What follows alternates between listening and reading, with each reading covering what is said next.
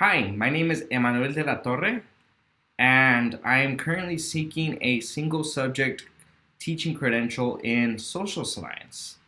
I am teaching 10th grade world history and 11th grade US history, but of course, I have a few students from different grade levels scattered in both classes. Last year was my first year in academics. I was a ninth grade avid teacher, and then of course this year I switched to my content area, which is history. I'm teaching general education. I do have a few students with IEPs in my class, and I have a student population of 41% of them are English language learners. I teach at a charter school called Cindy Avita High School. We teach from ninth grade to 12th grade, and as I mentioned, we have a large population of English language learners.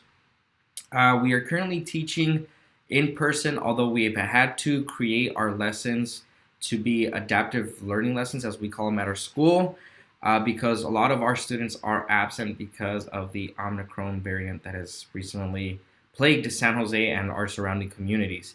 So while a lot of my students are in person, the rest of them are doing independent class or doing their classes independently at home. Um, so assessments and the data are going to give me a lot of insight to how my students are learning and whether they're grasping the content or the material or not. So a lot of the insight from these assessments, if students are doing poorly as a whole, then I need to change the way that I'm teaching my classes and my content.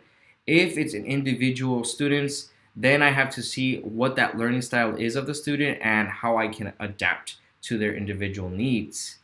I'm going to design my assessments, of course, using both formal and informal. And then throughout that, just do a lot of checks for understanding during class time. And once I do these checks for understanding, create my summative assessments to help me to help see where students are at in terms of content. So in history, as I do checks for understanding, uh, determine what they know before creating their final or their midterm exam.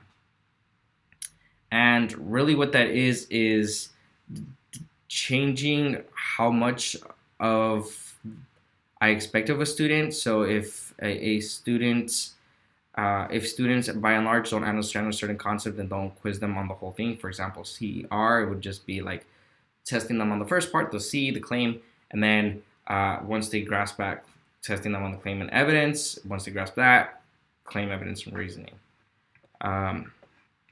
And depending on the student, giving them the accommodations needed for their IEP.